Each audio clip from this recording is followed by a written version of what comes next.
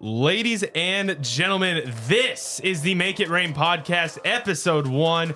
He's Anthony Collazo from the Hockey News. I'm Joe O'Regan. And guess what? It's time, baby. Roll that intro.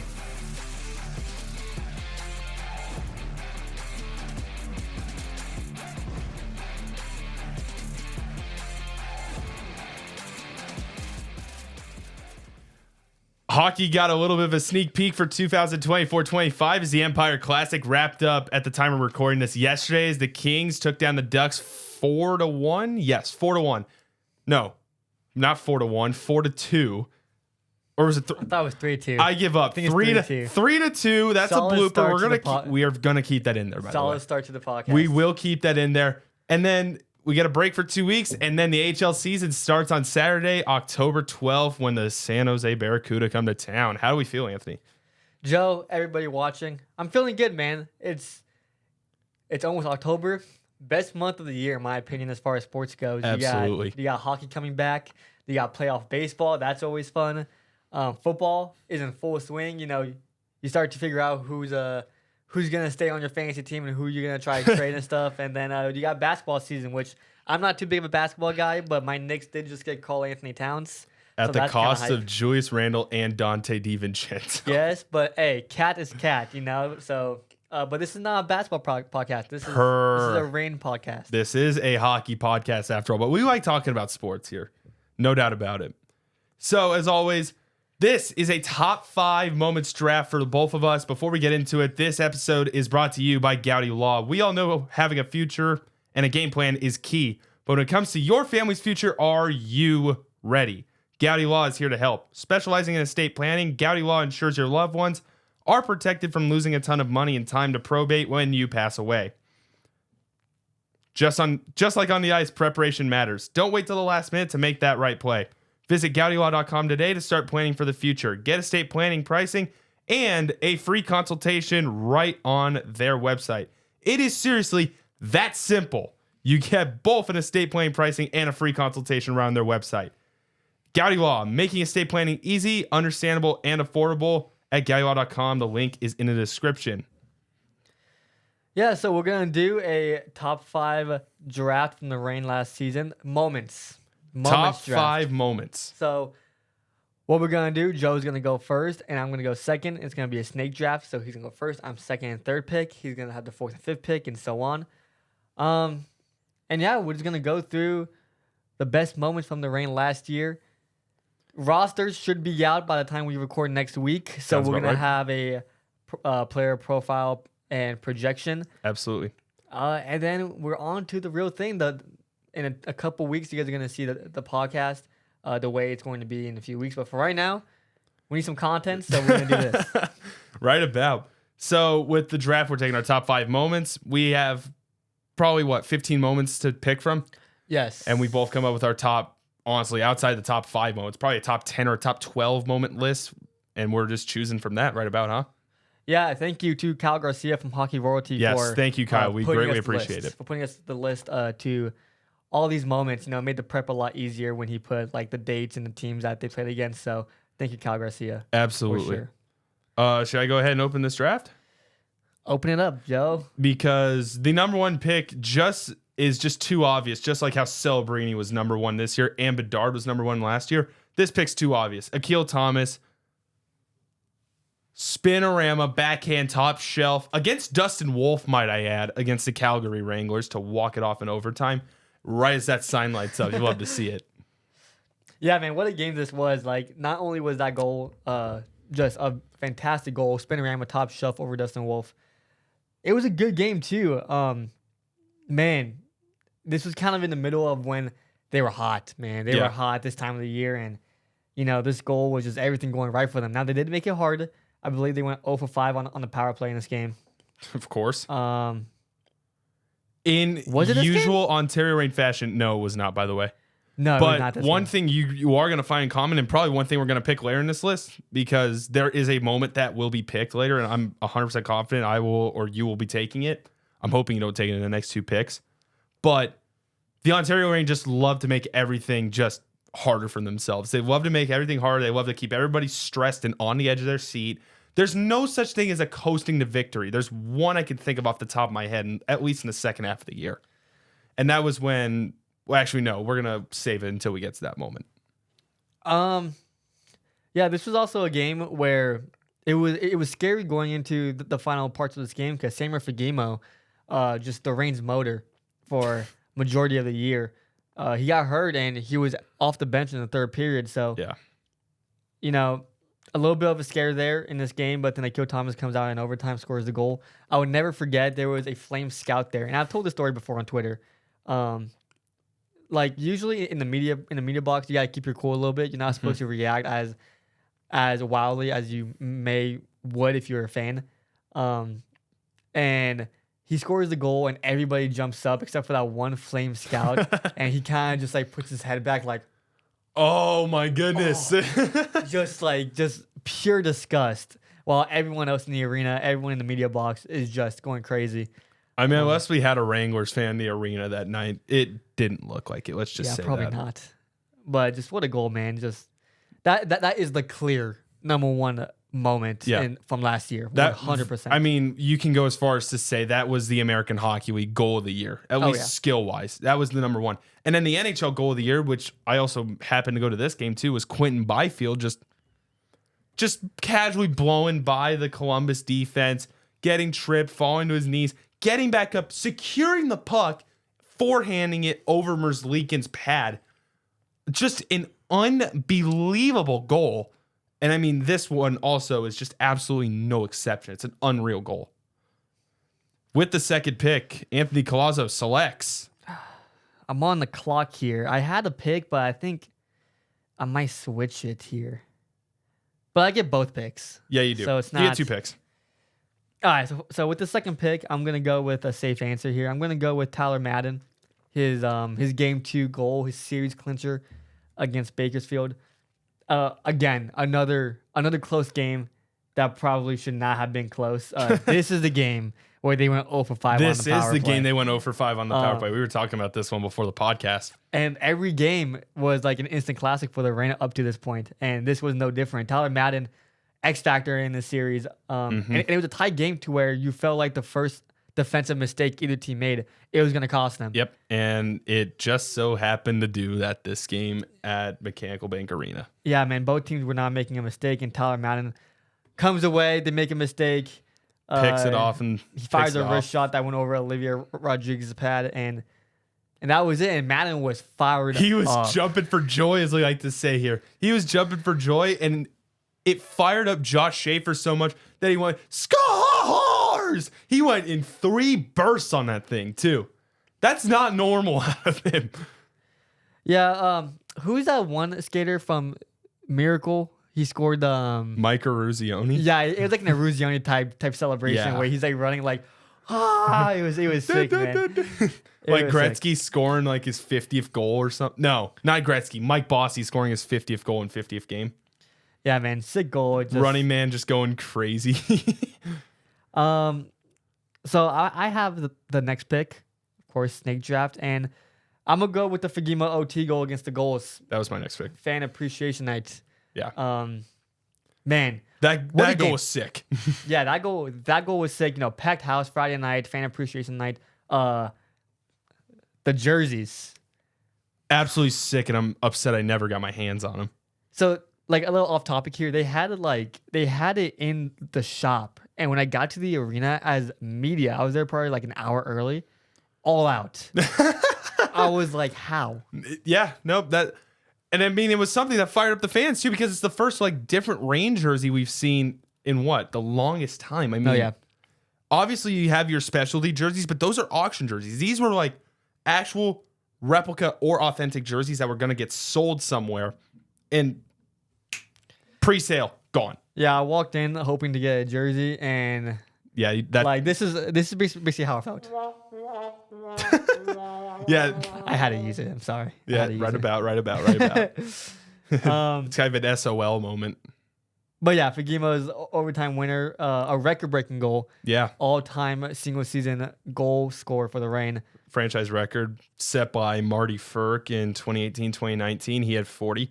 And the thing is, this is more for me because this is before he really got into the Ontario Reign. Martin Ferk and Samuel Fagemo were kind of a hand-in-hand player type combo. Both of the guys had unbelievable shots. Both of the guys had time on the power play. And both of the guys, I think, led the league in power play goals when they were with the Reign, respectively, in those years. Yeah, the overtime goal came on a 4-on-3. Glenn Godden tripping call to make it a 4-on-3. Reign. That's interesting. New Reign player, everybody. Marty Ferk was the 2021-2022 season. So it was actually recent. Oh, my goodness. It was actually after COVID. Because I was going to say, during the 2020 season, when the Ontario Reign hosted the All-Star competition, he's got the hardest shot.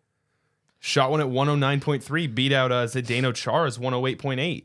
And it was a pretty important two points because obviously for home ice advantage in the playoffs, it was like you need to be fourth place or higher in the standings, and they were only 4 points, or they were 2 points actually, above Colorado, and then they put them 4 points above Colorado. So it was actually a pretty important game. It was a meaningful goal, yeah. Yeah. Anything to pick up extra points, especially. I mean, San Diego usually isn't garbage, but last year they were hot garbage, especially against a garbage team like San Diego. Dang. And I'm hoping they're a lot better this year. Ducks fan over here too, man. Yep, absolutely. And I'm sorry, this is a Reign podcast, though. Sheesh. I could be cruel. This was before any of the prospects really got to the goals, after all. I mean, this year we'll see a couple of draft picks get there. Yeah, Fagemo 2 goals in this game. He scored his 40th this game. He scored his 40th. We might get to that later. Yeah. Might not. And the funny thing is that his 40th goal, his original 40th goal came in overtime against San Jose a week earlier, and it got called off for interference. And it was an overtime goal. It was an overtime walk-off. And I was walking out of the arena. I'm not kidding. I was out of the arena. I heard Jeff Pope, Ontario Reign public address announcer, say calling the ice is reversed, no goal. I turn around, walk back in. They almost did not let me back in. And then the head of security, who was also right there, was like, let him in. Because I thought the game was over. I didn't even know about this. You were out of the arena? I was basically out of the arena. I was not outside the Joe. fences at Toyota Arena, though. So Classic. that's nice. It's nice they let me back in. And then game goes to shootout, and Eric Portillo has to throw his paddle to win the game, basically. Yeah, I remember after the game, too, when Fagemo scored 40 in overtime against San Jose. Yeah, quote unquote. After the game, when they ended up winning that game, Schaefer underneath comes down. He goes, "Man, I had a good call on that too. It was a good. I cannot believe it got overturned. I thought it was a great call. It was pretty funny, man." Yeah. All right. Let him work. Next pick, your 2 pick. Oh, my 2 pick? Oh, yeah, you picked twice. That's right. My next pick. Let's see. Oh, actually, no. This is kind of a no-brainer for me. Game 3, round 2, May 4th, 2024. The Reign are in Abbotsford, trailing, and then middle of the second period decide to go on an absolute spree and score 3 goals in 81 seconds. Unbelievable. And the funny thing is, so for the people that don't know, I was having to cover you that game when you were reporting. That was something trying to report it, because I was like, oh, we scored 1 goal. Okay, cool. Let's see what happens. Oh my goodness, we scored what, 20 seconds later? Okay, gotta do it again. And then we scored again like a minute later. And then I'm recording, and then I'm just doing back to back to back. And I just couldn't stop at that point. So I think I actually had a thread up at that point. Yeah, I'm pretty sure I came back right after they scored those 3 goals. And then I ended up watching the entire game back after that. And yeah, I mean, they looked terrible in the first, pretty much half of the game, first period, and half of the second period until they were pinned off. They were pinned in their own end for like almost 5 minutes to start that second period as well. Like I said, Samuel Fagemo, the motor of the team. Yep. He got the party started with 11 minutes left to play. Redirected a shot from Joe Hickich, which, we know Fagemo for the one-time shot, but I mean, he can be versatile when he wants to. He's a versatile shooter. 27 seconds later, Charles Houdon. And then 44 seconds after that, Taylor Ward. Yep. Man, the playoffs. The hockey Taylor Ward, not the Angels outfielder. For the people that didn't know that. You gotta clarify. Gotta clarify. Of course. All right, I got my next pick here. You do have your next pick. A lot of good options here. Yeah, no doubt. I'm gonna go basically off shock factor, and I'm gonna go. So Archer Seelovs on at this time the Abbotsford Canucks before the playoffs. Yeah, he knows where this one's heading. Having an unbelievable game, 32 for 32 in saves. Francesco Pinelli walks in, he scores. That's not the moment. 3 minutes later, some guy from the Air Force Academy by the name of Luke Rowe decides, you know what? I'm gonna just send this thing down, go for a change, maybe just hit the reset button. Shoots the puck 110 feet right at Archer. Seriously, right at Seelovs. If he was not there, if it was an empty net, that thing would have gone in square through the middle. Goes right into his pads, sinks through, and it goes right through him, and the Reign have a 2-1 lead. Yeah, from center ice too. That was unreal. Crazy. He was not at this game, unfortunately. I was not at this game. I was watching on AHO TV. This was a game that, I work a lot. I got school. I was like, this is a game I'm not gonna go to. I'm gonna miss this one. Abbotsford Canucks. Whatever. Mm-hmm. But this was crazy watching on AHO TV. Just so unexpected. You see him clear. You're kind of like, okay, like you're just watching it, and then it sneaks through. You're like, man, wish I was there. What happened? It was a shock factor goal in a way because I'm also sitting next to one of my teammates at this time, and I'm like, dude, there's no way that should have gone in. That goes in. We all went crazy. That was Luke Rose. Went crazy. That was Luke Rose. Oh, it was his first goal too. It was his first goal, and it was like the first impression of Luke Rowe. Like, dang, like what? Luke Rowe, center ice goal. Yeah, first goal in his professional career. Just got to be really extra with it. Just got to be really extra with it. Yeah, man. Good defense from him too in that game.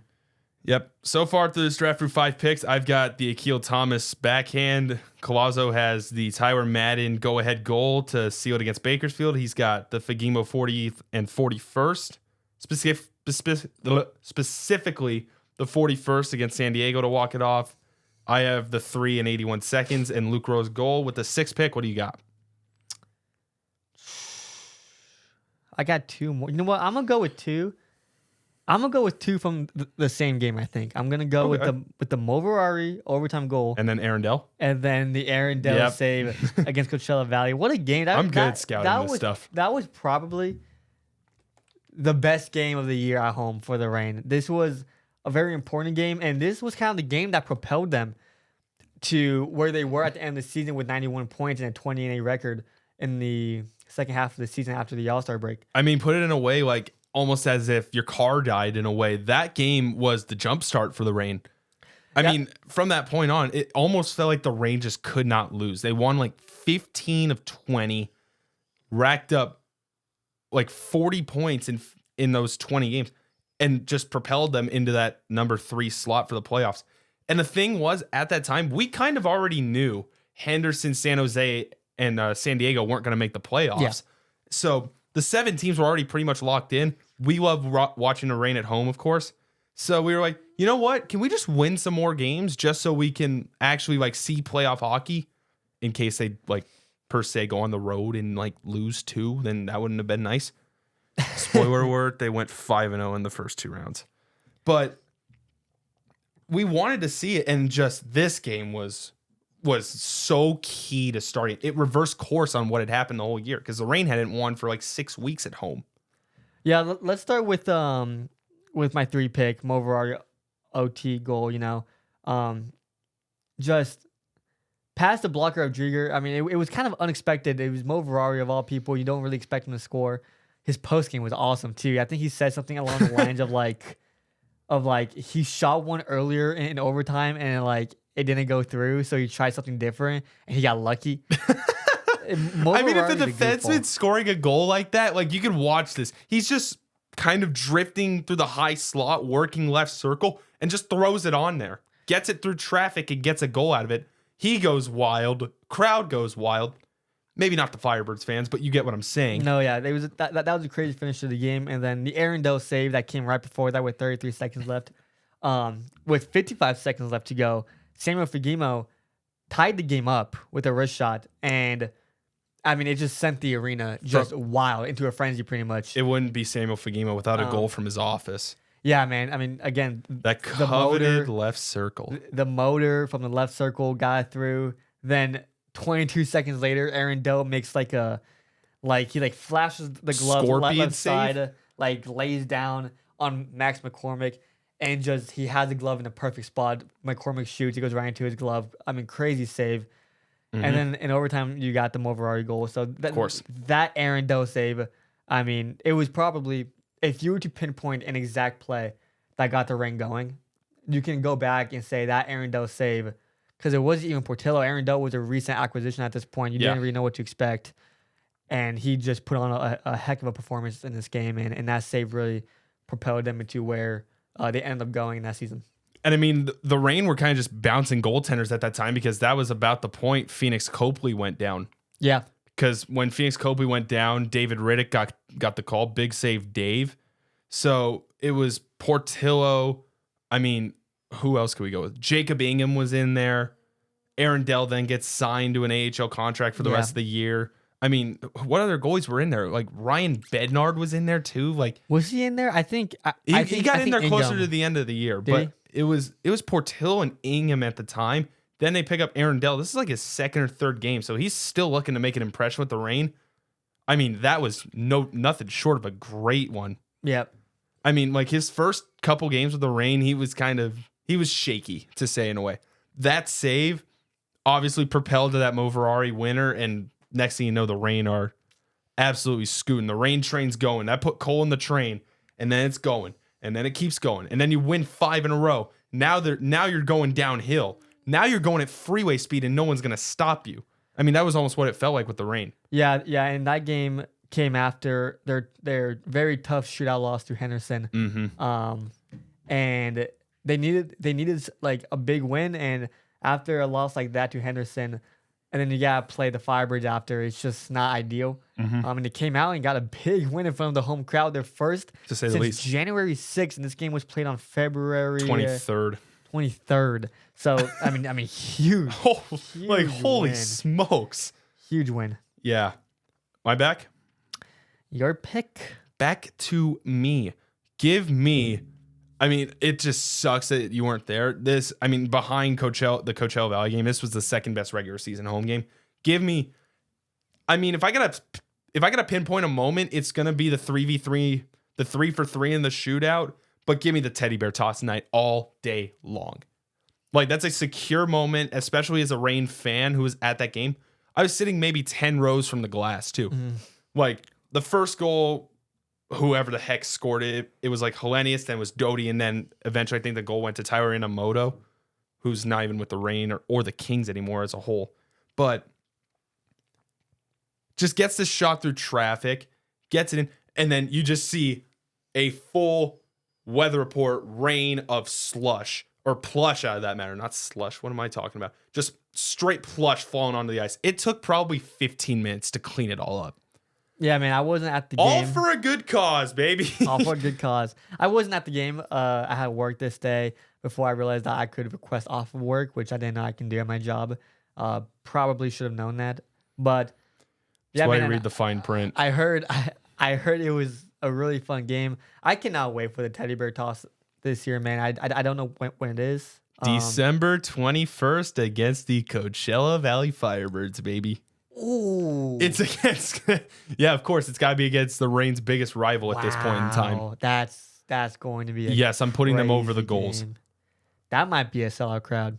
And I don't think I've ever seen a sellout without crowd a doubt. At the arena. I have. Game 3 against Coachella Valley in the playoffs. Was that a sellout? Yeah. I'd call it a sellout. There might have been a few seats open. Let's be real here. The corners were a little empty, but all right. I'm not talking about sellout. I'm talking about, like, I don't want to see an empty seat. Yeah, no doubt about it.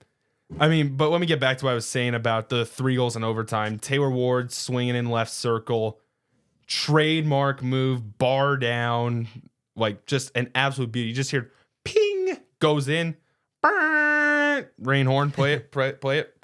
Oh, play. The horn? Well, bing. Yeah, you didn't get the goal song in there, but yeah. You guys like that? You guys like that? Yeah, I like it personally. Then Akil Thomas scores. Then Samuel Fagimo walks it off one time. Not even one time. Or what am I saying at this point? Forehand right over the glove, selling in usual Samuel Fagimo style. The right leg up like this or something like that. It was something weird down that line, but that was just an unforgettable night last year.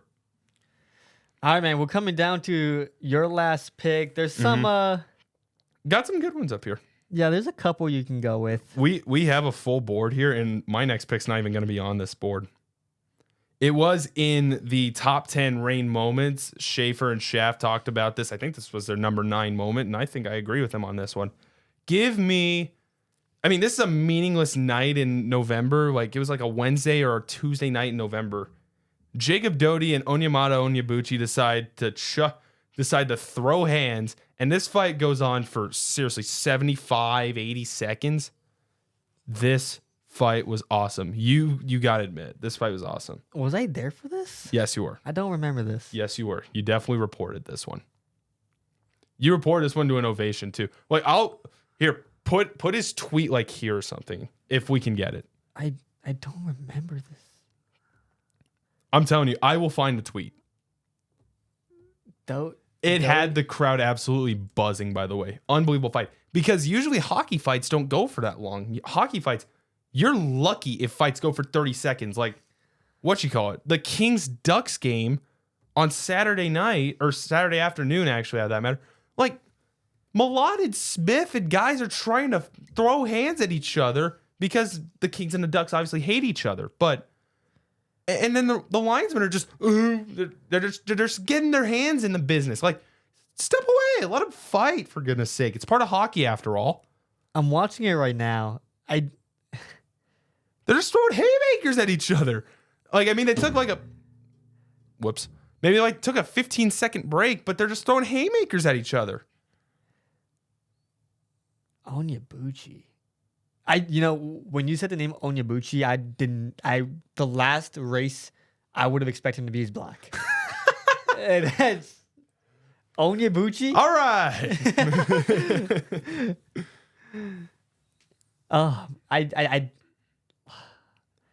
I kind of remember this in a sense, but not really, dude. This is crazy. I gotta find one of my old tweets, and maybe it'll spark something up in my head. Yeah.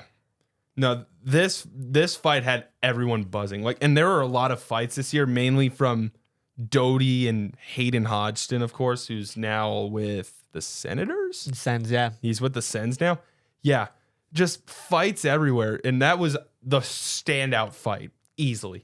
I mean, I could potentially go with Hayden Hodgson's fight. Goes full cross-check boarding against the San Diego Gulls. This was I think Star Wars night or something like that. Goes full blown against the guy into the boards. Next thing you know, gloves are off and he's fighting I think it was Travis Howe at the time, who was Goals assistant captain. And then he takes him down and fires the whole crowd. I know you're not going to pick that with the next pick, but I just needed to point that out. I think you lost a draft with that pick. No. From a fan perspective, I didn't. That was absolutely worth it. I'm going to go Cole Krieger, his goal, October 29th versus the Canucks. Abbotsford. I mean, This is a personal one for me almost, because this was my first game covering for the Hockey News. Okay, so the last 2 picks are personal ones. Got it. No. Well, okay, I guess. But, yeah, what a goal from Cole Krieger. I believe this was his only goal of the season.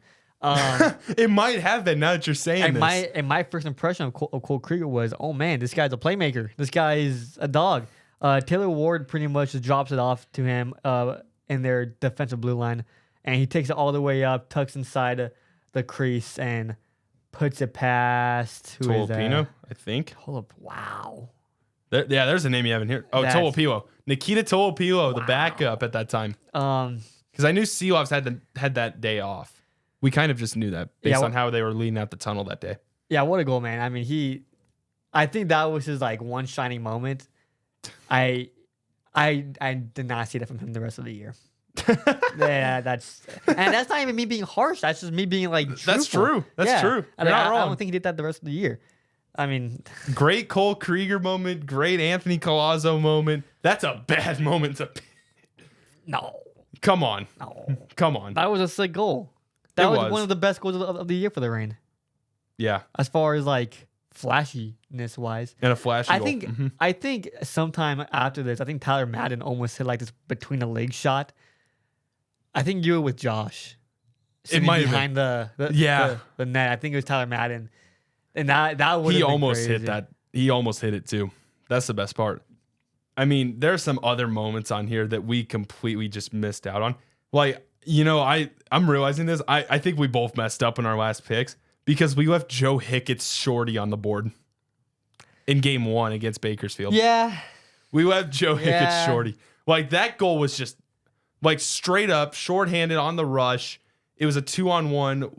I want to say it was Ward that fed Hickett's. He goes top cheese with the celebration. Like, it fired him up. It fired me up. That's for certain.